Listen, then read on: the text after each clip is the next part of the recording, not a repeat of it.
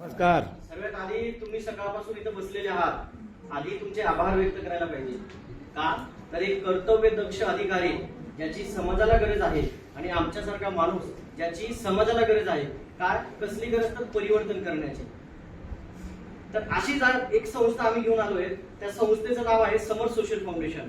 समर social foundation संस्था ही अनेक देशांमध्ये कार्यरत आहे. भारतातच नव्हे तर 13 देशांमध्ये कार्यरत आहे. त्याची छोटीशी माहिती मी तुम्हाला सांगणार आहे. तर समर सोशल फाउंडेशन ही जी काही संस्था आहे, जसं आदरणीय आमचे निलेश वाघ सरांनी सांगितलं की ही संस्था कशी स्टार्ट करण्यात आली. तर संस्थेमध्ये असं काय घडलं की संस्था काढायला लागली. व्यसनाधीन हा सब्जेक्ट जो आहे, हाच सब्जेक्टवर आम्हाला काम का करायला लागलं.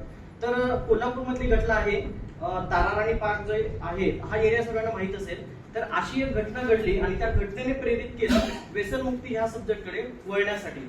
तर घटना अशी होती की एका मुलाने दारूच्या नशेमध्ये त्याचा आईचा खून केला आणि दारूच्या नशेमध्ये नुसता खूनच नाही केला, तर खून केल्यानंतर दारूमध्ये त्याने एवढं स्वतःला वाहून घेतलं की नुसतं हे कृत्य करून तो थांबला नाही. तर दारूच्या नशेमध्ये त्याने खून करून त्या आईचं काळीच बाहेर काढलं. म्हणजे आपण ही घटना जरी ऐकली तर अंगावर शहारे येण्यासारखी घटना आहे. नुसतं काळीच काढून थांबला नाही, तर ते काळीच रात्रभर चटणी आणि मीठ लावून भाजून खात होता. आणि ज्या वेळेस त्याला विचारण्यात आलं की बाबा हे तुझं आणि तुझ्या आईचं काय असं क्रूर होतं, किंवा तुझं आणि तुझ्या आईचं असं काय एवढं वादविवाद होता की तुझ्या आईचं तू खून करण्यापर्यंत थांबला नाही, तर तुझ्या आईचं काळीच बाहेर काढून तू चटणी आणि मीठ लावून रात्रभर भाजत खात होता, तर असं काय कृत्य घडलं. तर त्याने एकच म्हटलं की मला असं दारूच्या नशेमध्ये मला कुठल्याच गोष्टी कळायला नाही. दारूच्या नशेमधनं मला हे होऊन गेलं आणि मी आता फाशीची शिक्षा मला द्या, मला फाशी द्या आणि फाशी देऊन मला या जगातून संपवा तुम्ही. कारण की एवढ्या पलीकडे तो गेला होता. त्याच्यानंतर त्याला शिक्षा झाली आणि शिक्षा झाल्यानंतर जेव्हा त्याची काउन्सिलिंग करण्यात आली, तर काउन्सिलिंग करण्यानंतर असं घडलं की माणूस हा बाद नसतो, तर माणसाचं जे काही व्यसन असतं हे व्यसन बाद असतं. त्यानंतर संस्थेने निर्णय घेतला की आम्हाला व्यसनमुक्ती या सब्जेक्टवरती काम करायचं आहे आणि त्यानंतर संस्थेने विषय निवडला की व्यसनमुक्ती. मग व्यसनमुक्ती जर हा सब्जेक्ट निवडलाय तर याचं डीप मध्ये माहिती घेणं किंवा याच्या डीप मध्ये खोलावर जाणं फार गरजेचं आहे. आज समाजामध्ये जे काही चाललं आहे, समाजामध्ये जे काही घडतंय त्याचं प्रत्येकाचं कारण हे व्यसनच आहे. आज ऍक्सिडेंट जर होत असतील तर ऍक्सिडेंटचं मागचं जर कारण तुम्ही बघितलं तर कुठेतरी व्यसनाधीनताच आहे. घरात वादविवाद, भावाभावांमध्ये वादविवाद, आई वडिलांमध्ये वादविवाद, याचं कारण जर तुम्ही बघितलं तर व्यसनाधीनता हेच कारण आहे. ज्यावेळेस संस्थेने ठरवलं की आम्हाला या सब्जेक्टवरती काम करायचं आहे आणि संस्थेने निर्णय घेतला. निर्णय घेतल्यानंतर संस्थेने प्रत्येक गावागावामध्ये काउन्सिलिंग करण्याचा निर्णय घेतला. काउन्सिलिंग करून प्रत्येक गावामध्ये परिवर्तन करायचं की काउन्सिलिंगच्या माध्यमातून लोकांना परिवर्तन करायचं आणि परिवर्तन करून एक समाज सोसायटीमध्ये त्यांचं चांगलं नाव व्हावं, ही याला प्रेरित झाले. आणि मग संस्थेचं खरं ऍक्च्युअल काम 2016 पासून चालू झालं. संस्थेने ज्यावेळेस 2016 ते 2018 पर्यंत काम करत गेले, ज्यावेळेस 86,000 लोकांपर्यंत संस्था पोहोचली आणि 86,000 लोकांपर्यंत संस्था पोहोचल्यानंतर संस्थेचं निदर्शनात आलं की आम्ही जे काम करतोय, आम्ही जे करायला लागलोय ते समाज सोसायटीसाठी व्यवस्थित आहे का नाही, ते कुणाच्या तरी कुटुंबासाठी व्यवस्थित आहे का नाही. तर ज्यावेळेस 40,000 लोकांचा सर्व्हे घेण्यात आला आणि 40,000 लोकांचा सर्व्हे केल्यानंतर हे कळालं की नुसतं काउन्सिलिंग करून माणसाचं मन परिवर्तन होत नाही, तर त्याच्यामध्ये तुम्हाला काहीतरी शास्त्र आणणं गरजेचं असतं. का तर लोकांचे रिव्ह्यूज यायला लागले, लोकांचे फीडबॅक यायला लागले की तुमचं व्याख्यान ऐकून, तुमचं व्याख्यान ऐकून, तुमचं काउन्सिलिंग करून माझ्या नवऱ्याने, माझ्या मिस्टरने, माझ्या भावाने, माझ्या वडिलांने दारू तर सोडली किंवा जे काही तो व्यसन करत होता ते सोडलं, पण हे व्यसन एक कालांतरापर्यंत मर्यादित होतं. म्हणजेच काय तर 8 दिवस, 15 दिवस, महिनाभर, 2 महिना, त्याच्यानंतर त्याच्या दुपटीने ते व्यसन करायला लागले. मग ज्यावेळेस आम्ही ऍड दिली की आम्ही व्यसनमुक्ती ह्या सब्जेक्टवरती काम करतोय, तर समाजामध्ये असं काही शास्त्र आहे का. तर त्यावेळेस डॉक्टर BS माने सरांचा आम्हाला रिप्लाय आला. एकदा जोरदार टाळ्या BS माने सरांसाठी. डॉक्टर BS माने की त्यांच्या स्प्रेमुळे आज समाजामध्ये परिवर्तन घडायला लागलंय. तर डॉक्टर BS माने सरांचा जेव्हा आम्हाला रिप्लाय आल्यानंतर म्हणाले की मी एक इलेक्ट्रो होमिओपॅथिक प्रोडक्ट बनवलेला आहे. म्हणजेच काय तर हे प्रोडक्ट असं आहे किंवा हा फॉर्म्युला असा बनवलेला आहे, फक्त चेहऱ्यावर आणि पोटावर मारण्यासाठी राहतो. चेहऱ्यावर आणि पोटावर मारण्यासाठी राहतो आणि चेहऱ्यावर मारला की त्याची 15 मिनिटं 20 मिनिटांमध्ये त्याचा जो काही नशा होतो तो नशा उतरतो. त्याच्यानंतर कुठलंही व्यसन करत असेल, तंबाखू, मावा, सिगरेट, नीरा, शिंदी, मिश्री वगैरे हे जे काही व्यसन आहेत तर हे व्यसन त्याचं 15 ते 20 मिनिटांमध्ये त्याची चव बदलेल. म्हणजेच व्यसन सुटणार नाही, पण 15 ते 20 मिनिटांमध्ये चव बदलेल. पण जर याचा तुम्ही 90 डेचा कोर्स केला आणि 90 डेचा कोर्स केल्यानंतर 100% तुमचं व्यसन सुटू शकतं. तर त्याचा आपण थोडंसं डीप मध्ये माहिती घेऊया. तर त्याच्यामध्ये 2 स्प्रे असतात. आता याच्यामध्ये जे काही 2 स्प्रे आहे, तो पहिला स्प्रे असतो तो गालावर मारण्यासाठी, म्हणजेच गालापासून तर हा जो भाग असतो आपला, तर ह्या भागामध्ये एक आपला ग्लँड असतो, त्याला आपण सलावरी ग्लँड म्हणतो.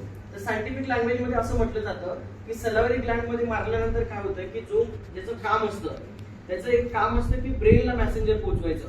आणि ब्रेनला मेसेंजर पोहोचल्यानंतर ब्रेन प्रत्येक पार्टला आपली सिग्नल देत असतो की बाबा तू आता तुझं हे काम कर, किंवा तू जर आता व्यसनाचे म्हणजे एखादे ड्रिंक करत असेल आणि ड्रिंक करायचा टायमिंग तुझा आता झाला असेल, तर तू आता ड्रिंक कर. नाही केलं तर तुझे हातपाय थरथर कापायला लागतील, तुला अशक्तपणा येऊ शकतो, तुझा जो काही सायकोलॉजिकल जो काही विचार आहे तो विचार बदलेल. म्हणजेच काय, तर त्याचा सायकोलॉजिकल जो ब्रेन आहे तो ब्रेन काम करणार नाही. मग ब्रेन जेव्हा हा सिग्नल देतो, तर सिग्नल दिल्यानंतर कुठलाही माणूस व्यसन करतो. त्याच्या मागचं हे रिझन आहे. मग स्प्रे काय काम करतो, तर स्प्रे असं काम करतो की चेहऱ्यावर मारल्यानंतर जो काही सलावरी ग्लँड असतो तो 6 ते 7 तासासाठी ब्लॉक करतो. आणि ब्लॉक केल्यानंतर म्हणजे जे ब्रेनला मेसेज पोहोचवायचं काम असतं ते काही काळासाठी ब्लॉक होतं. आणि ब्लॉक झाल्यानंतर त्याला जे काही कृत्य करायचं असतं, म्हणजे त्याला जे काही व्यसन करायचं असतं, तो व्यसन करणं तो थांबवतो. का, तर त्याचा ब्रेन त्याला सिग्नल देतो की आता तुला गरज नाहीये. बरोबर. त्याच्यानंतर जे आपण जिभेवर मारतो, तो स्प्रे जिभेवर मारल्यानंतर कुठलाही पदार्थ खाल्ल्यानंतर आपल्याला टेस्ट लागते बघा, त्याला आपल्या जिभेवरती एक टेस्ट बड असतो, तो टेस्ट बड ऍक्टिव्ह राहतो सदा.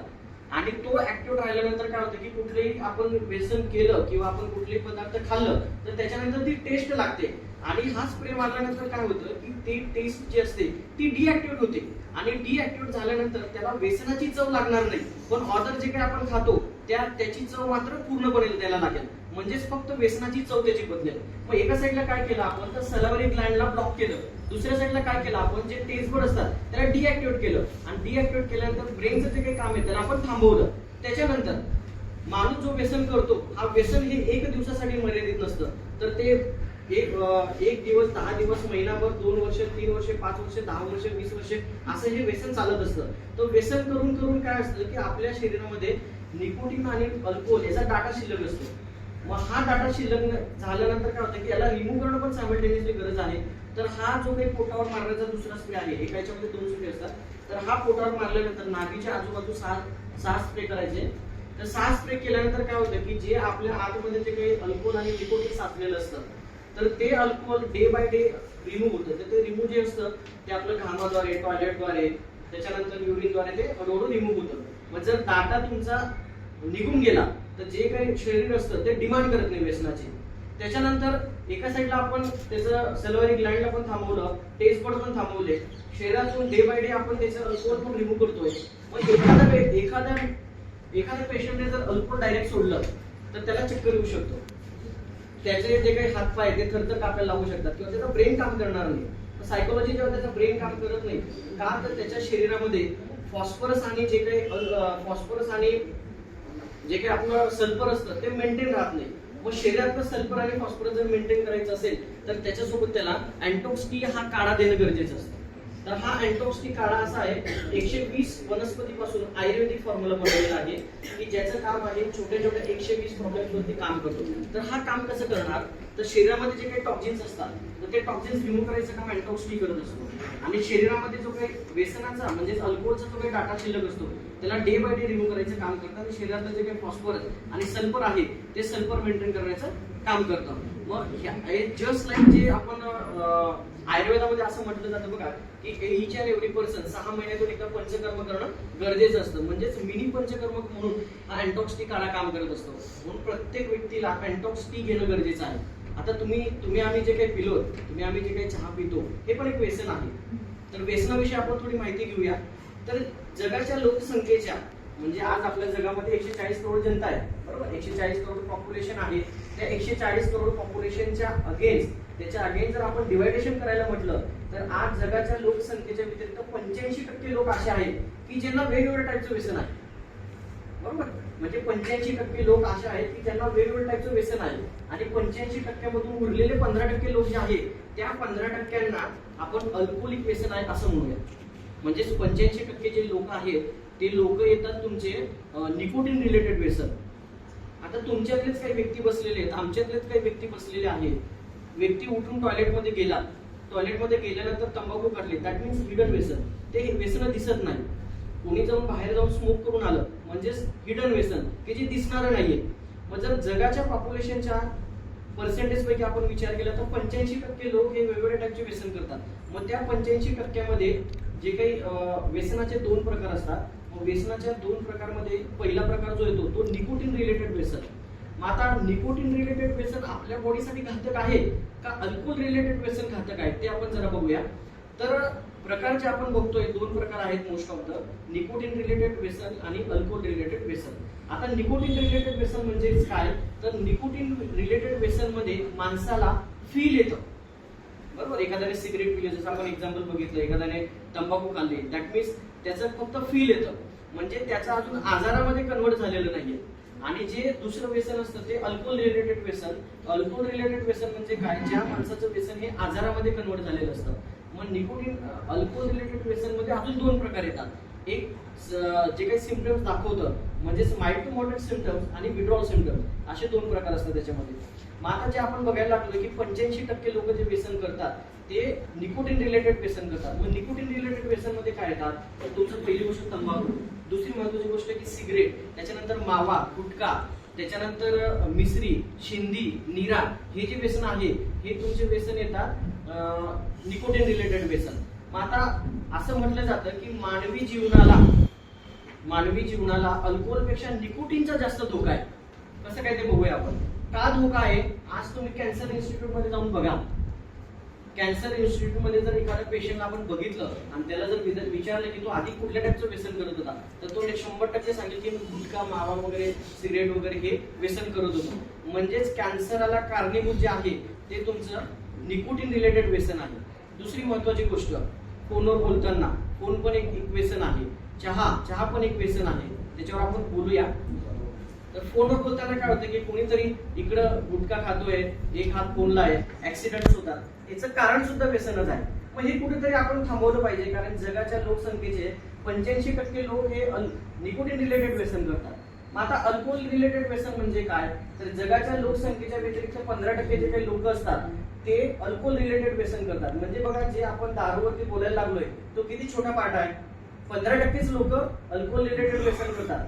अजून दुसरी गोष्ट सांगतो, त्याच्या पलीकडे असं आहे, त्याच्या पलीकडे असं म्हटलं जातं की अल्कोहोल जेवढं मानवी जीवनाला घातक आहे त्याच्यापेक्षा किंबहुना जास्त घातक हे निकोटीन रिलेटेड व्यसन आहे. मग आपण कुठेतरी हे व्यसन थांबवायला पाहिजे.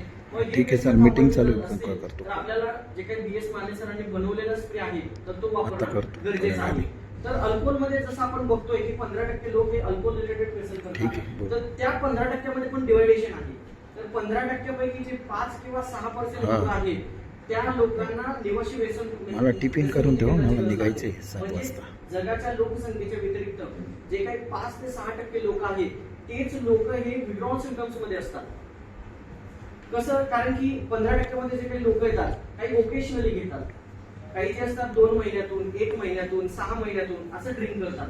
दॅट मीन्स ते ओकेशनली व्यसन असतं. आणि जे 5 ते 6% लोक असतात ते त्या लोकांना मात्र रोज लागते नशा. का लागते, कारण त्यांच्या बॉडीला जे गरज असते ती अल्कोहोलची गरज असते, त्याची बॉडी डिमांड करत असते. मग अशा लोकांसाठी हा स्प्रे कामात येईल का, तर अशा लोकांसाठी हा स्प्रे कामात येणार नाही. का कामात येणार नाही, कारण ज्या व्यक्तीला व्यसनाची एवढी तलप लागलेली आहे, व्यसनाची एवढी गरज लागलेली आहे, तर या छोट्याशा स्प्रेने त्यांचं व्यसन सुटणार नाही.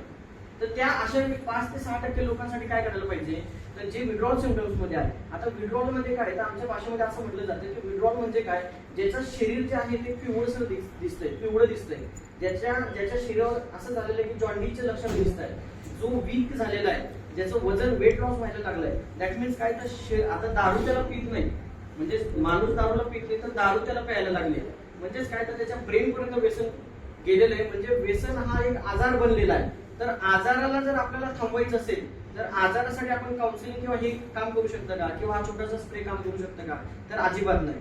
तर त्याच्यासाठी आमचं व्यसनमुक्ती केंद्र आहे. आमचं व्यसनमुक्ती केंद्राचं नाव आहे शिवशंभू निवासी व्यसनमुक्ती केंद्र आणि जनरल हॉस्पिटल कोल्हापूर. सध्या व्यसनमुक्तीची जी काही आमची साईज आहे तर 100 बेडचे आहे. पण सध्या समाज सोसायटीमध्ये जे काही चाललेलं आहे, आजही आमच्या केंद्रामध्ये 115 पेशंट ऍडमिट आहे.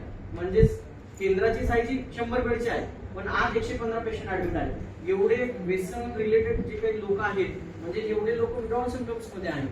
आणि त्याच्यानंतर मला सांगायला अभिमान वाटेल की 2028 पर्यंत समर सोशल फाउंडेशन ही संस्था आहे, ही संस्था महाराष्ट्रातलाच नव्हे तर इंडियामधलं 1 नंबरचं व्यसनमुक्ती हे 2028 पर्यंत करणार आहे. कारण रिसेंटली आम्ही 3 एकर जागामध्ये 1000 बेडचं व्यसनमुक्ती केंद्र बांधतोय की ज्याची बेड कॅपॅसिटी 1000 असेल. आणि त्याच्यानंतर या महाराष्ट्रातलंच नाही तर इंडियामधलं 1 नंबरचं व्यसनमुक्ती केंद्र बनायला जात आहे. एकदा जोरदार टाळ्या आमच्या हा जो काही प्रकार आहे तर समाज सोसायटी आणि कुटुंबाला का कारणीभूत आहे, किंवा समाज सोसायटी आणि कुटुंबाला जो व्यसनामुळे कुटुंबच बर्बाद व्हायला लागलंय त्याचं छोटंसं उदाहरण पाहू. जे आमची संस्था याच्यावर काम करायला लागली होती, पण संस्थेला पाहिजे तेवढी गती मिळत नव्हती. संस्थेला जी गती पाहिजे होती, संस्थेचं जे काही काम चाललं होतं ती गती आम्हाला एक एक्झाम्पल मिळवून दिली. एक्झाम्पलचं नाव आहे किंवा ती स्टोरी आहे एक, आणि ती रिअल स्टोरी आहे. तुम्ही जर युट्यूबवरती सर्च जरी केली आणि युट्यूबवरती बघितली जरी, तर ती जी काही स्टोरी मी आज तुम्हाला सांगायला जाणार आहे ती स्टोरी रिअल आहे. म्हणजेच ती स्टोरी ऐकल्यानंतर संस्थेचे काही आमचे संचालक आहेत सादिक शेख म्हणून, एकदा जोरदार टाळ्या. सादिक शेख एक छोटंसं रोपटं आम्ही लावलं होतं, एक छोटंसं रोपटं कोल्हापूरमधून लावलं होतं. आज त्या रोपट्याचं वटवृक्षामध्ये रूपांतर झालेलं आहे. आणि वटवृक्षामध्ये रूपांतर नव्हे तर भारतातच नव्हे तर 13 देशांमध्ये आमची संस्था सध्या काम करते आहे. तर एक्झाम्पल किंवा स्टोरी अशी आहे, एक त्या स्टोरीचं जे काही नाव आहे बंड्याची आत्मकथा. आता ही बंड्याची आत्मकथा ही जी काही स्टोरी आहे तर एक कुटुंब असतं. एक पिंकी नावाची मुलगी असते आणि एक बंड्या नावाचा मुलगा असतो. पिंकीचं वय असतं 2 वर्ष आणि बंड्याचं वय असतं 6 वर्ष. त्यांना एक आई वडील जे काही सुखी कुटुंब चालत असतं, 4 जणांचं कुटुंब असतं. आणि 4 जणांचं कुटुंब म्हणजेच पिंकीच्या आईचं काम काय असतं तर पिंकीला शाळेत पाठवणं, बंड्याची तयारी करणं, बंड्याला शाळेत पाठवणं. आणि त्याचा जो वडील असतो त्याचा वडील एका कारखान्यात नोकरीला असतो. आणि एका कारखान्यात नोकरीला करत असताना त्यांचं कुटुंब अगदी व्यवस्थित चालत असतं. आणि कुटुंबामध्ये एकदा घडतं असं की बंड्याचे जे काही वडील असतात ते बंड्याचे वडील एकदा बियर पिऊन येतात. आणि बियर पिऊन आल्यानंतर त्याची आई बंड्याच्या वडिलांवरती संशय घेते की तुमचा तोंडाचा आज वास येतोय. आणि तुम्हाला पण माहिती की व्यसनाधीन जो काही माणूस असतो ह्यानं तर ऑस्कर दिला पाहिजे. का ऑस्कर दिला पाहिजे तर यांच्याकडे जेवढे आपल्याकडे कारण नाहीत तेवढे त्याच्यापेक्षा दुपटीचे कारण त्यांच्याकडे असतात. मग बंड्याच्या वडिलांनी सांगितलं की अगं मी हे बियर प्यालोय. बियर म्हणजे काय तर फळांचा रस. बियर म्हणजे काय तर आपल्या शरीरासाठी खूप चांगलं असतं. बंड्याची आई म्हणाली जर एवढा फळांचा रस चांगला आहे, आपल्या शरीरासाठी जेवढे चांगलं आहे तर मला पण आणून द्या की. त्याच्यानंतर तो जो काही बंड्याचा वडील असतो, बंड्याच्या वडिलांनी सांगितलं की थोडंसं गोल स्टोरी फिरवल्यानंतर की आमच्या कारखान्यामध्ये एका माझ्या मित्राला मुलगा झाला आणि मुलगा झाल्यानंतर आमची गमती मुक्तीमध्ये बियर आणल्या आणि बियर प्यालोय की तो जे व्यसन नाहीये किंवा ती दारू नाहीये. हे घडलं. त्याच्यानंतर सकाळी बंड्याची आई कामाला लागते. बंड्याची आई जी काय असते ती बंड्याला शाळेत पाठवणं, पिंकीचं आवरणं, त्याच्यानंतर घर स्वयंपाक करणं. आणि बंड्याचे जे काही वडील असतात ते आपल्या कामाला जातात. 3 महिन्यानंतर घडतं असं की सुखी संसार चाललेला असतो, कुठल्याही प्रकारचा काही वादविवाद नसतो. आणि बंड्याचे वडील जेव्हा 3 महिन्यानंतर रिपीट ही घटना करतात, म्हणजेच काय तर ते परत ड्रिंक करून आलेले असतात. म्हणजे आता ते बियर प्यायले नाही तर बियर न पिल्यामुळे ते ड्रिंक करतात, म्हणजेच इंग्लिश दारू पितात ते. आणि हे केल्यानंतर जेव्हा ते घरी येतात, घरी आल्यानंतर पिंकीची आई जी असते, पिंकीची आई बंड्याच्या वडिलांचं वास घेते. आणि वास घेतल्यानंतर हा माणूस काय आता सुधारणार नाही, कारण आता हे दारू प्यायला लागले. आणि दारू प्यायल्यानंतर त्यांच्यामध्ये दोघांमध्ये वादविवाद होतात. वादविवाद झाल्यानंतर बंड्याचे वडील हुशारच असतात. परत ते त्यांना गोल फिरवतात आणि फिरवल्यानंतर हे चांगलं असतं वगैरे असं तसं हे करून मी आजपासून दारू पिणार नाही, उद्यापासून दारूला हात लावणार नाही. गोल फिरवल्यानंतर ती रात्र जाते, परत सकाळी उठून त्यांच्या कामाला जातात ते. त्याच्यानंतर परत 3 महिन्यानंतर अशी एक घटना घडते की घटना अशी असते की बंड्याचे वडील नुसतं ड्रिंक केलेलं नसतात तर एवढे हँगओव्हर मध्ये असतात ते की त्यांना चालता येत नव्हतं. आणि चालता न आल्यामुळे ते रात्री लेट घराला येतात. आणि घरात आल्यानंतर एवढं जोराचं भांडण होतं की त्या पिंकीची जी काही आई आहे, पिंकीच्या आईने ठरवलं की आता हा माणूस पूर्ण वाया गेलेला आहे, हा पूर्ण व्यसनाच्या आहारी गेलेला आहे, तर ह्या माणसाला आता कुठेतरी थांबवणं गरजेचं आहे. म्हणून गावामध्ये सरपंचांना बोलवतात, हिच्या आई वडिलांना बोलवतात, त्याच्या आई वडिलांना बोलवतात, एक मीटिंग घेतात. आणि मीटिंग मध्ये असं हे करतात की हा माणूस आता पूर्ण वाया गेलेला आहे, तर ह्याला पूर्ण दारूची सवय लागलेली आहे, हा दारू कदापि सोडू शकत नाही, तर ह्याला तुम्ही काहीतरी 2 शब्द चांगले सांगा. त्याच्यानंतर सरपंच येतात, हिचे आई वडील येतात, त्याचे आई वडील येतात. बंड्याचे वडील जे असतात ते ड्युटीवरून आल्यानंतर जशी काही घरात पब्लिक बघतात, पब्लिक बघितल्यानंतर घरात आल्या आल्या ते सर्वांचे पाय धरायला सुरुवात करतात आणि पाय धरायला सुरुवात केल्यानंतर सर्वांची माफी मागतात की मला माहिती तुम्ही कशासाठी आलाय, मला माहिती माझं व्यसन आता वाढलेलं आहे, मी दारू पितोय, मला आता सांगायची गरज नाही, उद्यापासून मी दारूच्या थेंबाला सुद्धा हात लावणार नाही. सरपंचांना सांगतात, सरपंचांना सांगितल्यानंतर त्याच्या आई वडिलांना सांगतात, हिच्या आई वडिलांना सांगतात, सर्व मिटल्यानंतर सरपंच म्हणतात अगं एवढा चांगला माणूस आहे तरी तू याची हे करायला लागले, तू आमच्याकडे चुकल्या करायला लागले, असा चांगला माणूस तुला भेटेल का. म्हणजेच हे लोक कसे असतात व्यसनाधीन, जो विड्रॉल सिम्पटम्स मध्ये असतात. विड्रॉल सिम्पटम्स मध्ये एका दिवसात माणूस बनत नाही, तर त्याला कारण असतात काहीतरी. मग यांची पण स्टोरी अशी होती की विड्रॉल सिम्पटम्स मध्ये चालले होते आणि त्याच्यानंतर घडतं असं की ती मीटिंग जी असते ती मीटिंग तिथे संपते आणि बंड्याचे वडील सांगतात की आता तुम्ही आलेच आहात तर एक मटणाचं जेवण आणतो आणि जेवण करून जा. जेवण करून गेल्यानंतर मी आजपासून दारूच्याही थेंबाला हात लावणार नाही. त्याच्यानंतर परत सुरळीत काम चालू असतं. पिंकीचं आवरल्यानंतर बंड्याचं आवरणं, बंड्याला शाळेत पाठवणं, त्याच्यानंतर बंड्याचे वडील कारखान्यात जातात. 3 महिन्यानंतर परत स्टोरी अशी घडते की एक हॉस्पिटलमधून फोन येतो आणि हॉस्पिटलमधून फोन आल्यानंतर सांगतात की पिंकीची आई बोलते. जसं की पिंकीची आई म्हटली की हो मी पिंकीची आई बोलते, तिकडून रिप्लाय येतो की तुमच्या मिस्टरांचा ऍक्सिडेंट झालेला आहे आणि ऍक्सिडेंट मध्ये तुमच्या मिस्टरांनी 2 पाय गमावलेले आहेत, त्याच्यामुळे लवकरात लवकर तुम्ही हॉस्पिटलला या. पिंकीच्या आईने जसं का फोन ऐकल्यानंतर पायाखाली जमीन सरकले आणि तिला कळत नव्हतं की काय करायचं. शेजारच्यांना बोलवल्यानंतर तालुक्याच्या ठिकाणी गेले. तालुक्याच्या ठिकाणी गेल्यानंतर बंड्याच्या वडिलांची परिस्थिती जेव्हा बघितली तर बंड्याच्या वडिलांचे 2 पाय कट्स केले होते, कारण ऍक्सिडेंटच एवढा मेजर झालेला होता. त्याच्यानंतर घडलं असं, त्याला घरी आणण्यात आलं. घरी आणण्यात आल्यानंतर बंड्याचे वडील एक घरीच असायचे. घरी असल्यानंतर 2 ते 3 महिने त्यांचा संसार जो काय सुखी चालला. जे काही पैसे होते, जे काही साचलेलं सोनं बिनं जे काही होतं ते पूर्ण मोडलं गेलं, पैसे खर्च झाले. आणि आता बंड्याच्या आईच्या पुढे प्रश्न पडला की मी आता घरातलं आवरायचं कसं, घरातलं पिंकीला शाळेत कसं पाठवायचं, बंड्याला शाळेत कसं पाठवायचं ते कळत नव्हतं आईला. आणि आईने डिसिजन त्या दिवशी घेतला की मला सुद्धा आता कामाची गरज आहे. आणि त्याच्यानंतर पिंकीच्या आईने डिसिजन घेतला की मी आता एका दुकानामध्ये कामाला जाते. बंड्याच्या वडिलांना सांगितलं आणि पिंकीच्या आईने त्या दिवसापासून एक कापड दुकानामध्ये आपल्या कामाची सुरुवात केली. हे काम करत असताना अनेक महिने गेल्यानंतर सुरळीत कुटुंब चालू होतं. पिंकीचं आवरणं, बंड्याचं आवरणं आणि त्याच्यानंतरून जो काही बंड्या होता तो बंड्या पण स्कूलमध्ये जात होता, पिंकी पण जात होती. त्याच्यानंतरून घडलं असं की एक दिवस असं झालं की जे काही पिंकीचे वडील होते तर हे पिंकीचे वडील पिंकीला बोलवायचे स्कूलमधून आणि पिंकीला बोलवल्यानंतर त्याला एक 10 रुपयाचं आमिष द्यायचे आणि 10 रुपयाचं आमिष देऊन गावातल्या दारू दुकानामध्ये देशी दारू आणायला पाठवायचे. आणि ती जी काही बॉटल होती ती बॉटल ती स्कर्टमध्ये घालायची आणि पिंकी त्याच्या वडिलांना द्यायची. ही घटना 2-3 वेळा रिपीट झाली आणि रिपीट झाल्यानंतर एकदा घडलं असं की त्याच्या तोंडाचा वास येत होता आणि वास आल्यानंतर आरडाओरडा केल्यानंतर पिंकीच्या आईला कळालं की हे कुठून तरी बहुतेक दारू आणतात, पण पिंकीच्या आईला माहित नव्हतं की पिंकी आणून देते म्हणून. मग त्यानंतर एक 2-3 महिने घटनाला हे झालं. त्याच्यानंतर 2-3 महिन्यानंतर घडलं असं की शेजारची बाई जी आहे, शेजारच्या बाईने पिंकीच्या आईला बोलवलं आणि पिंकीच्या आईला बोलवल्यानंतर तिला सांगितलं की तुला काही माहिती आहे का की तुझी जी काही पिंकी आहे, तुझ्या पिंकीला तुझे जे काही मिस्टर आहे हे शाळेतून घरी बोलवतात आणि घरी बोलवल्यानंतर एक 10 रुपयाचा आमिष देतात आणि 10 रुपयाचा आमिष देऊन त्या पिंकीला दारू आणवण्यासाठी पाठवतात आणि दारू आणवल्यानंतर हे ड्रिंक करतात. त्याच्यानंतर जसं काही पिंकीच्या आईने ऐकलं, पिंकीच्या आईने आरडाओरडा केली, त्याचं अंथरूण वगैरे बाजूला फेकलं तर तिचं दारूची एक बॉटल होती आणि बॉटल होती. त्याच्यानंतर पिंकीच्या वडील त्यांना तो ऑस्करच दिला पाहिजे. ते कसे असतात, एवढा आपल्या कुटुंबावर आघात झालेला आहे, एवढ्या आपल्या कुटुंबावर हे प्रॉब्लेम झालेला आहे, तरी देखील हा माणूस ड्रिंक करायचं सोडत नाही.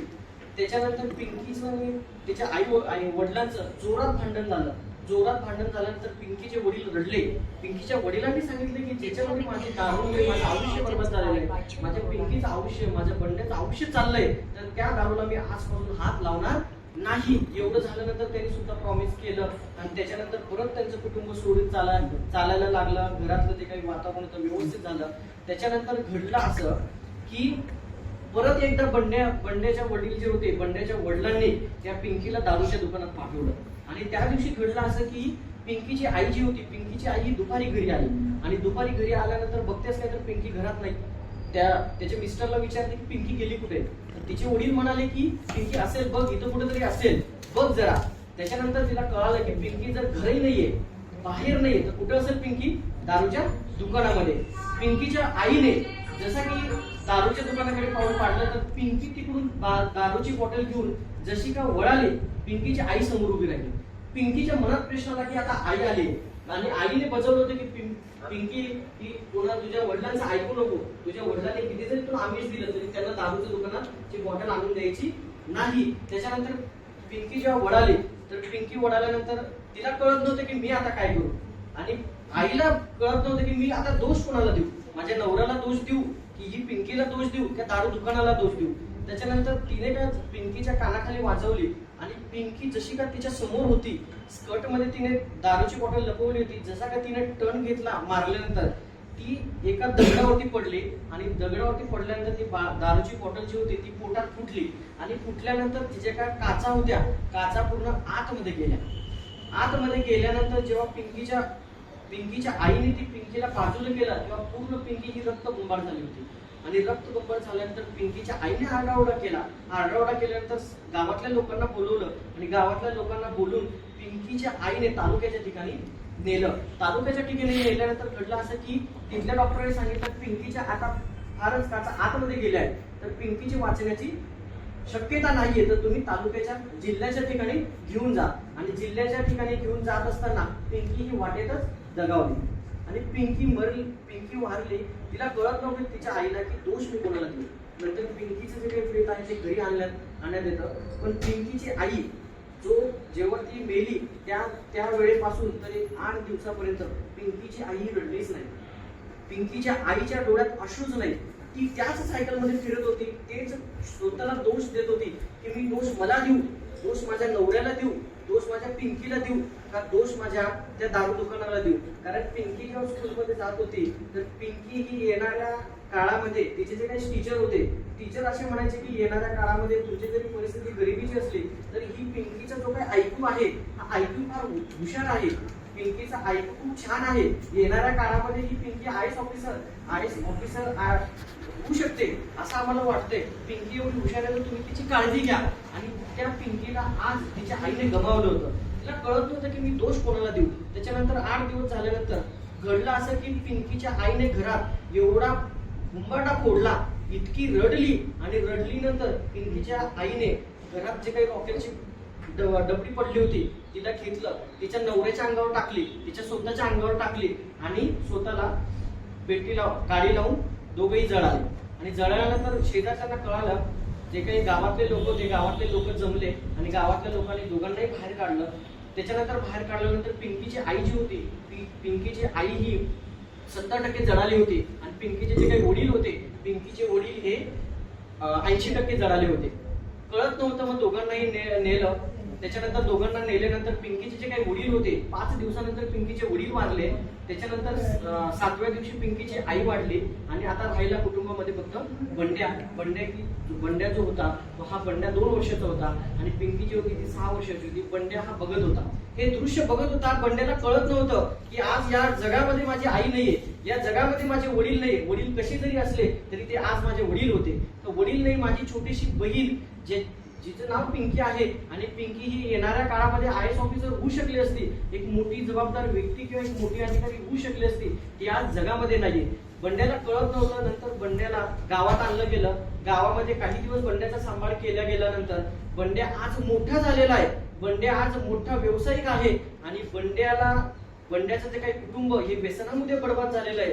तर बंड्या आज मोठा प्रगतशील एक बिझनेसमॅन आहे आणि बंड्या बिझनेसमॅन जरी असला, बंड्या हा मोठा जरी झाला असला तर बंड्याने जरी करोडो रुपये दिले आणि जो म्हणाला की हे करोडो रुपये घ्या आणि माझी आई मला परत आणून द्या, हे करोडो रुपये घ्या आणि माझी बहीण जी येणाऱ्या काळामध्ये आयएस ऑफिसर होऊ शकली असती ती मला परत आणून द्या.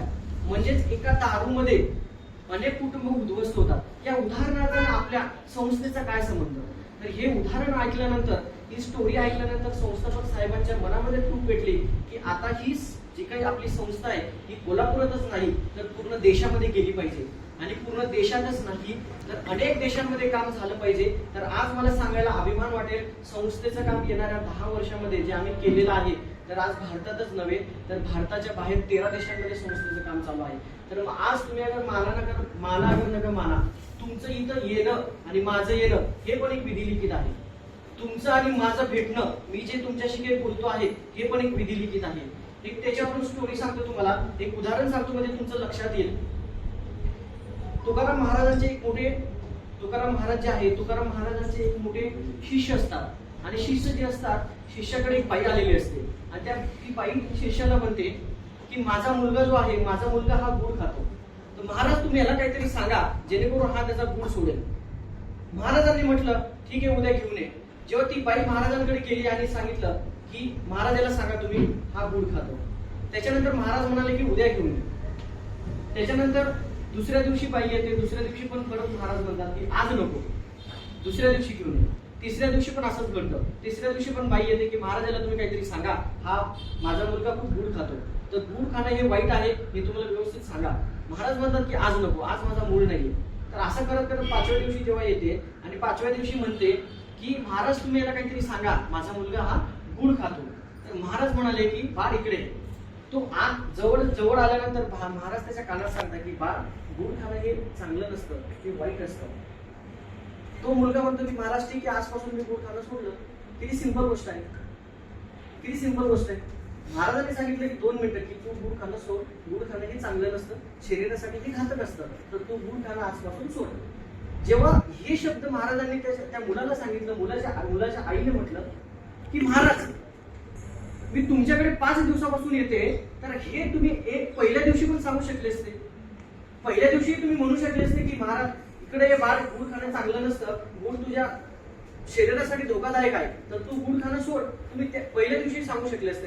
पण नाही, महाराज म्हटले की नाही, जेव्हा तू पहिल्या दिवशी आली तेव्हा मी स्वतःच गुळ खात होतो. काय म्हटले महाराज? मी स्वतःच गुळ खात होतो, आणि जेव्हा तू दुसऱ्या दिवशी आली तर मी निश्चय केला, पण मी सोडू शकलो नाही. तिसऱ्या दिवशी जेव्हा आलं, तिसऱ्या दिवशी आल्यानंतर तू मला परत म्हणलं की महाराजाला काहीतरी सांगा, हा माझा मुलगा गुळ खातो, गुळ खाणं हे चांगलं नाही, काहीतरी याच्या कानात सांगा. पण त्यावेळेस मी निश्चय घेतला, पण गुळ खाणं सोडलं नाही. 4थ्या दिवशी जेव्हा आली तू, 4थ्या दिवशी मी निर्णय घेतला, पण माझ्यामध्ये कॉन्फिडन्स नव्हता. आणि 5व्या दिवशी जेव्हा तू आली, मी पूर्णपणे माझा गुळ सोडला होता. तर तुमचा आणि माझा नैतिक अधिकार तोच आहे.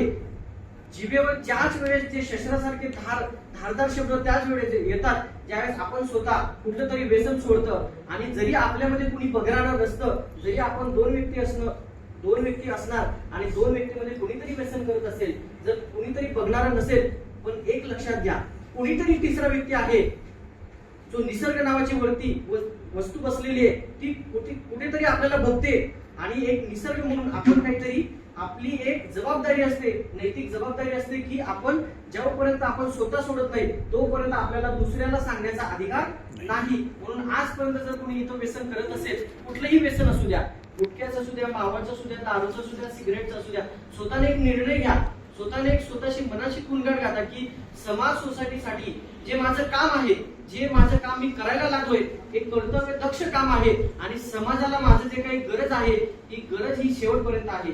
तर मी जे काही व्यसनामध्ये अडकलेलो आहे, तर व्यसन हे आपणही सोडलं पाहिजे. जर एवढं बोलून मी व्यसन जो काही हा सब्जेक्ट आहे, हा इथे मी पूर्ण कंप्लीट करतो. कोणाला जर काही शंका असेल तर व्यसन बद्दल मला तुम्ही विचारू शकता. आणि एक छोटंसं 5 ते 10 मिनिटं आपण डायबिटीज वरती बोलूया, आणि त्यानंतर मी तुम्ही जो काही अमूल्य वेळ दिला आहे तो अमूल्य वेळ मी घेतला, त्याबद्दल मी तुमचं समक्ष. कोणाला काही विचारायचं अजून व्यसन बद्दल?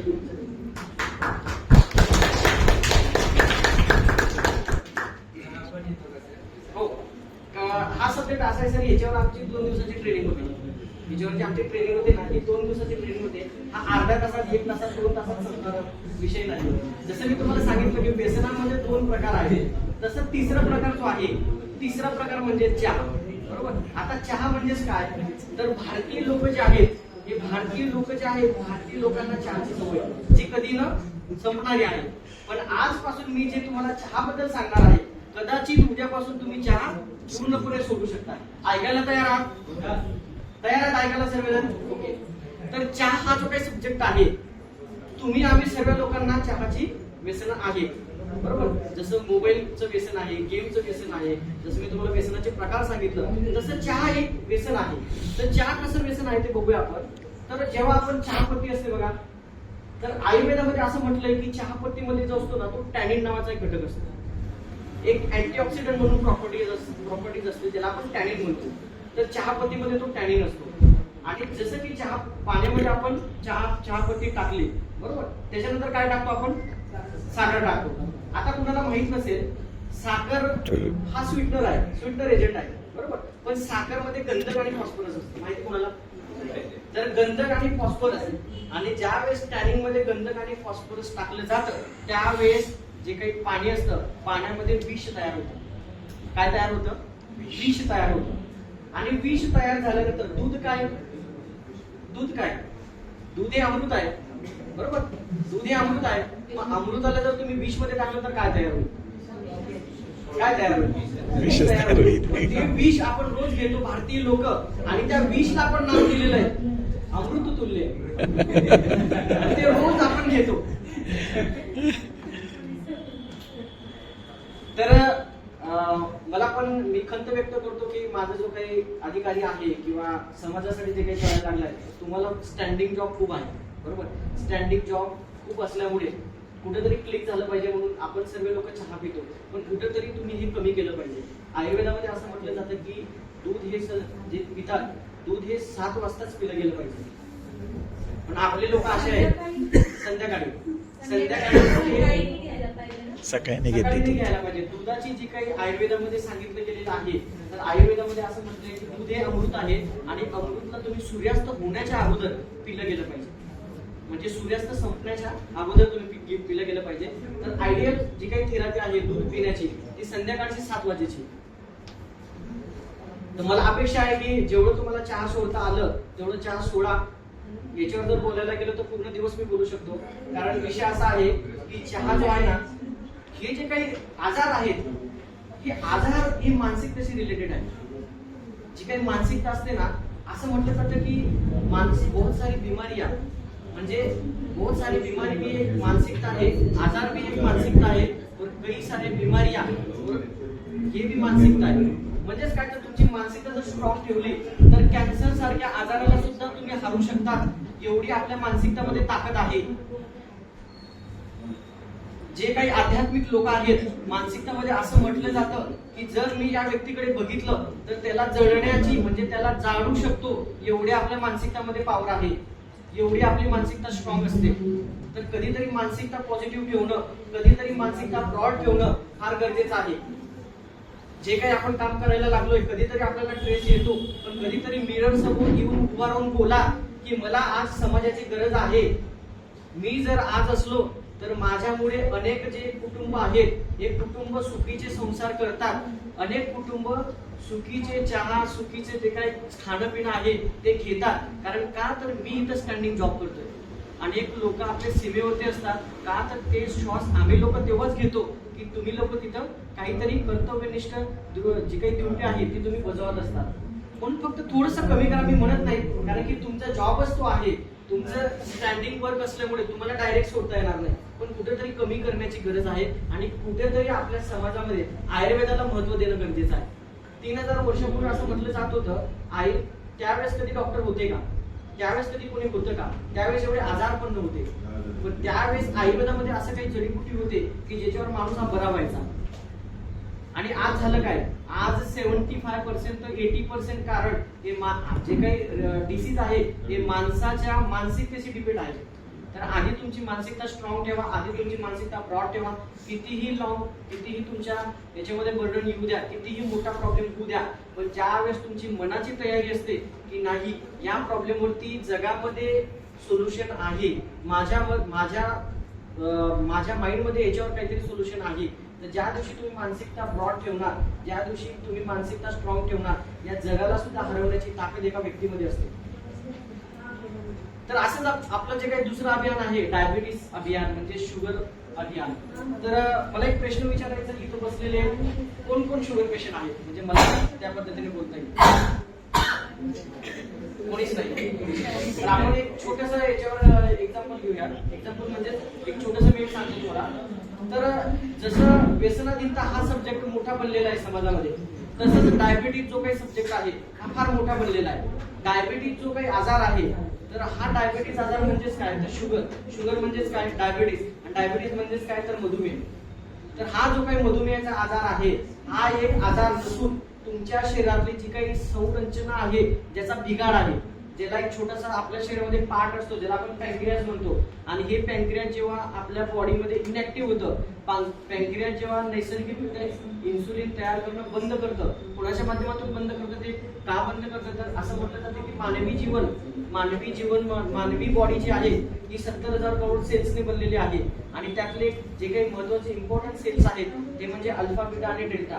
जेव्हा बीटा सेल्स आपल्या बॉडीमध्ये इनॅक्टिव्ह होतात, नॅचरली इन्सुलिन बनवणं बंद करतात, त्यावेळेस काय होतं की अतिरिक्त प्रमाणामध्ये आपल्या ब्लडमध्ये ग्लुकोजचा साठा वाढतो, म्हणजेच ग्लुकोज आपल्या रक्तामध्ये वाढतं, आणि त्यालाच आपण डायबिटीज, शुगर, मधुमेह असं म्हणतो. मग ज्या वेळेस अतिरिक्त प्रमाणामध्ये आपलं ब्लडमध्ये ग्लुकोजचं प्रमाण वाढलेलं असतं, त्यावेळेस काय होतं की आपण जे डेली इंटेक करतो त्यातून पण आपल्याला शुगर आणि कार्बोहायड्रेट म्हणजे हे मिळत असतं. म्हणजे ते मिळाल्यामुळे काय होतं की आपल्या बॉडीला शुगरची गरज असते, पण अतिरिक्त प्रमाणामध्ये जर शुगर आपल्या ब्लडमध्ये झाली तर तुम्हाला अनेक प्रकारचे कॉम्प्लिकेशन येऊ शकतात.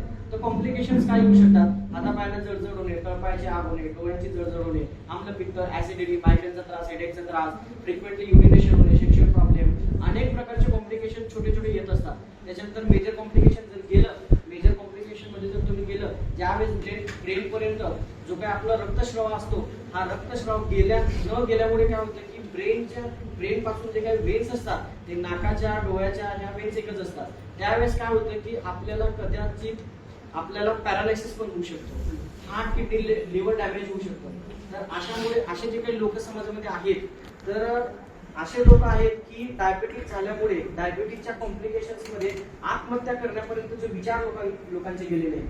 तर कुठेतरी हा आजार आपल्याला थांबवणं गरजेचं आहे. तर समाजामध्ये जशी व्यसनाधीनता वाढलेली आहे तसंच डायबिटीज हा वाढलेला आहे.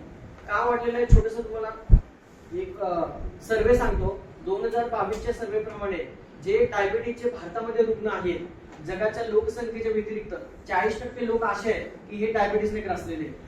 आणि जगाच्या म्हणजे जे काही जगाची लोकसंख्या आहे, जगाच्या लोकसंख्येच्या व्यतिरिक्त 40% लोक हे डायबिटीज 40% लोकांना आहे. त्यातले भारतातल्या लोकांना किती टक्के माहिती, तर 25% एकट्या भारतातल्या लोकांना आहे.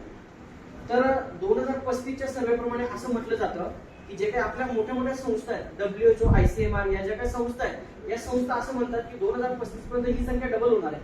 म्हणजेच काय, तर 2035 पर्यंत जे काही आपली भारतामध्ये 25% संख्या आहे ती 50% होईल. म्हणजेच इथं बसलेला एक व्यक्ती सोडून एक व्यक्तीला डायबिटीज असेल. आताच बघा तुम्ही, एका कुटुंबामध्ये बऱ्याच लोकांना डायबिटीज असते.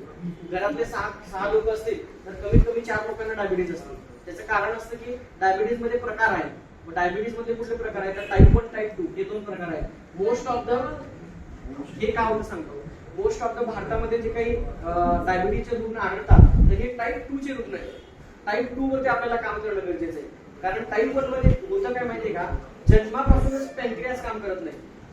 पॅन्क्रियास हा तुमच्या जन्मापासूनच काम करत नाही, म्हणजे इन्सुलिन बनतच नाही त्याच्या बॉडीमध्ये. आणि टाईप 2 मध्ये काय होतं की वयाच्या 15व्या वर्षापासून कधीही अचानक डिटेक्ट झालेला डायबिटीज म्हणजेच काय, तर टाईप 2 डायबिटीज. आता टाईप 2 डायबिटीज काय होणार, तर मानसिक स्ट्रेस इंड्यूस हा डायबिटीज असतो, तरी तुम्हाला डायबिटीज होऊ शकतो. त्याच्यानंतर खानपान, जसं आपण सांगितलं की पूर्वी जे काही खाणं पिणं होतं हे सर्व जे काही होतं ऑर्गॅनिक होतं. आता जे काही खाणपिण आहे ते सर्व केमिकल युक्त आहे. म्हणजे शेती जर बघितली, आधीचे जे काही पूर्वज आपले होते, तर आधीचे पूर्वज जे होते ते ही रासायनिक शेती करत होते. आता जे लोक आहेत ते सर्व केमिकल युक्त शेती करतात. पूर्वीचा टोमॅटो एवढाच होता, आजचा टोमॅटो एवढा असतो. काय कारण आहे त्याला, तर ही फवारणी सर्व जे काही केमिकल असतं. आणि अजून इथं बसलेल्या महिलांना एक मला आवर्जून सांगायचं आहे की आपण जेव्हा भाजीपाला घेतो न धुता सर्व करतो का नाही. तर आयडियल आयुर्वेदामध्ये असं म्हटलं जातं, काही धुतात काही नाही धुतात. ठीक आहे, तर आयडियल आयुर्वेदामध्ये असं म्हटलं जातं की जे काही भाजीपाला आहे त्याला थोडंसं त्याला धुतलं पाहिजे. तर त्याच्यातलं जे काही केमिकल आहे ते केमिकल बाहेर निघतं. आणि काही काही लोक असतात की डायरेक्ट घेतात, म्हणजे ऑलरेडी आपण खूप सारे केमिकल पोटामध्ये घेतो आणि वरून ते फ्रुट्स वगैरे भाजीपाला ते सर्व पोटात घेतो. म्हणजेच काय होतं की तुमच्या पोटामध्ये काय होतं की सर्व टॉक्सिनचं प्रमाण होतं. त्याच्यानंतर म्हणजेच पॅन्क्रियाजला उदाहरण जर द्यायचं म्हटलं, माझं हे हार्ट आहे बरोबर, माझं हे हार्ट आहे, माझं वेट आता 65 आहे, म्हणजेच माझं जे काही ऍज पर BMI चार्ट माझं जे काही वेट आहे हे 66 असायला पाहिजे, पण माझे किती आहे 65, म्हणजेच नॉर्मल आहे बरोबर आहे. पण ऍज पर BMI चार्ट माझं जर 5.3 हाईट आहे आणि माझं जर वेट 70 kg बरोबर, 70 kg तर माझ्या हार्टला काय काम करावं लागेल, माझं हार्ट जे पंपिंग होतं बरोबर, हार्टचं काम काय असतं पंपिंग होणं, म्हणजेच हार्ट जे पंपिंग करतंय तर हे 65 एज साठी बरोबर आहे 65 किलो साठी, पण माझं 70 किलो वेट आहे तर माझं हार्ट एवढं पंपिंग होतं, 70 किलो साठी किती व्हायला लागेल, ताण येईल ना त्याच्या शरीरावर, ताण येईल ना. मग ताण आल्यानंतर काय होईल, एक दिवस असा येईल की हार्ट माझं काम करणं सोडून देईल. तसंच पॅन्क्रियाज नावाचा घटक असतो. पॅन्क्रियाज काय करतं, त्याच्या शरीरावर जर लोड आला, त्याच्यावर जर लोड आला आणि लोड आल्यानंतर काय होतं की ते इनॅक्टिव्ह होतं. म्हणजेच काय, तर तुमचे जेवणाचे आयडियल टाइम जो आहे, आयुर्वेदामध्ये असं म्हटलं जातं की 1 वाजता तुम्ही किंवा 12 वाजता तुम्ही जेवण केलं पाहिजे, पण आपले भारतीय लोक 4 वाजता पहिलं जेवण करतात आणि दुसरं जेवण रात्री 1 वाजता करतात की नाही. आयुर्वेदामध्ये अजून नियम आहे, आयुर्वेदामध्ये असं म्हटलं जातं की सकाळच्या उठल्यापासून पहिला जो काही तुमचा नाश्ता असतो हा पोट भरून खाल्ला पाहिजे, पण आपण काय करतो, कोणी तर करतच नाही, कोणी पोहे खातं, त्याच्यानंतर दुपारचं त्याच्यापेक्षा जास्त खातं आणि रात्रीचं एवढं जास्त खातं की अक्षरशः त्याला मग ते डोलावं लागतं, उठा. तर आयडियल थेरपी अशी आहे, सकाळचा जो काही नाश्ता आहे एकदम पोट भरून खा, तुम्हाला जेवढं हवंय तेवढं पूर्ण खा, त्याच्यानंतर जेवढं तुम्ही सकाळी खाल्लंय त्याच्यापेक्षा दुपारी त्याच्यात कमी खा आणि रात्री त्याच्यापेक्षा कमी खा. आयडियल थेरपी ही आहे, पण भारतीय लोकांची लाईफस्टाईलच उलटी आहे आणि ही लाईफस्टाईल उलटी असल्यामुळे काय होते की असे अनेक कारण आहेत, अनेक डिसीज आहेत की लोकांना येते. म्हणून आजपासून मानसिकता स्ट्रॉंग ठेवा, खाणं पिणं व्यवस्थित ठेवा. त्याच्यानंतर तुम्ही जरी बाहेर असाल तुम्ही तर कुठेतरी जे काही स्नॅक्स मिळतं, कधीतरी तुम्हाला आवर्जून सांगेल मी तुम्हाला लोकांना, तुम्हाला काही जरी आज त्रास नसेल तर प्रत्येकाने 6 महिन्यामध्ये 2 टेस्ट करणं गरजेचं आहे. तर 2 टेस्ट कुठल्या आहे ते लक्षात ठेवा. पहिली टेस्ट असते ती HbA1c बरोबर. HbA1c का करणं गरजेचं आहे, HbA1c ही तुमची 3 महिन्याची ऍव्हरेज सरासरी शुगर लेवल चेक करत असते की तुम्हाला तुमच्या जेवढी शुगर तुम्हाला लागते आहे बॉडीला, जेवढ्या तुमच्या बॉडीच्या पार्टला शुगर लागते आहे, जेवढं इन्सुलिन बनतं आहे त्याच्यापेक्षा अतिरिक्त प्रमाणामध्ये शुगर आहे का. मग जर तुमची शुगर त्याच्यापेक्षा जास्त झाली तर तुमची लाईफस्टाईल बदलून तुम्ही ती चेंज करू शकता. तुम्हाला कुठल्या डॉक्टरची गरज नाही. तुम्ही एक काउन्सिलिंग जरी केली किंवा एखाद्या चांगल्या डॉक्टरकडे जरी गेलात आणि त्या डॉक्टरने जरी सांगितलं की एवढं तुमचं 3 महिन्याची हिस्ट्री चेक केली जाते, तुम्हाला काही स्ट्रेस आहे का, तुम्हाला काही दुसरा प्रॉब्लेम आहे का, तुमचं जेवण कधी आहे, हे सर्व बघितलं जातं आणि ह्या गोष्टी तुम्ही चेंज करा. ह्या गोष्टी चेंज केल्यानंतर शुगर तुमची नॉर्मल लेवलला येऊ शकते. तर ही टेस्ट तुम्हाला करणं गरजेचं आहे. दुसरी महत्वाची टेस्ट, बरेच लोक असे आहेत की आज माझ्याशी हे चांगले बोलत होते पण आज उद्या ते या जगामध्ये नाही. म्हणजेच काय, तर हार्ट अटॅकचं प्रमाण वाढलेलं आहे. हार्ट अटॅकचं प्रमाण का वाढलेलं आहे सांगतो तुम्हाला. हार्ट अटॅकचं प्रमाण असं आहे की मानसिकता जी असते पूर्ण लोकांची निगेटिव्ह असते आणि कुठल्याही व्यक्तीला जरी मी आज बोललो यांना हार्ट अटॅक येऊन गेला तर हार्ट अटॅक हा असाच येत नसतो. हार्ट अटॅक हा 1-2 महिने 3 महिन्या अगोदर तुम्हाला इंडिकेट करत असते. तुमच्या शरीर जे असतं ते इंडिकेट करत असतं. तर इंडिकेट काय करतं की बाबा तू काहीतरी चेंज कर, तुझ्या शरीरामध्ये जे काही वाढलेलं आहे कुठेतरी रिपोर्ट कर आणि रिपोर्ट केल्यानंतर ह्या गोष्टी चेंज कर, एक चांगल्या डॉक्टरचा सल्ला घे, तर तू त्यापासून मुक्तता होऊ शकते. म्हणजे ती टेस्टचं नाव काय तर लिपिड प्रोफाईल. ही लिपिड प्रोफाईल टेस्ट तुम्हाला करणं गरजेचं आहे. का करणं गरजेचं आहे तर रक्तामध्ये तुमचं कोलेस्ट्रॉलचं प्रमाण वाढलेलं आहे का नाही, बॅड कोलेस्ट्रॉल आहे का नाही, HDL LDL हे तुमच्या रक्तामध्ये किती आहे हे दर्शवणारी टेस्ट म्हणजे लिपिड प्रोफाईल. एकदा 6 महिन्यात लिपिड प्रोफाईल आणि HbA1c टेस्ट करणं गरजेचं आहे. तर आता आपले जे काही 2 विषयांवरती आपण बोलतो आहे, तर तुम्ही सर्वांनी माझे एक म्हणजे मोठे भाऊ म्हणून माझं तुम्ही ऐकून घेतलं आणि त्यानंतर मी सर्वांचं आभार व्यक्त करतो. तर कोणाला काही प्रॉब्लेम असेल तर पर्सनल मला तुम्ही विचारू शकता किंवा आमची कोणी डॉक्टर टीम. धन्यवाद.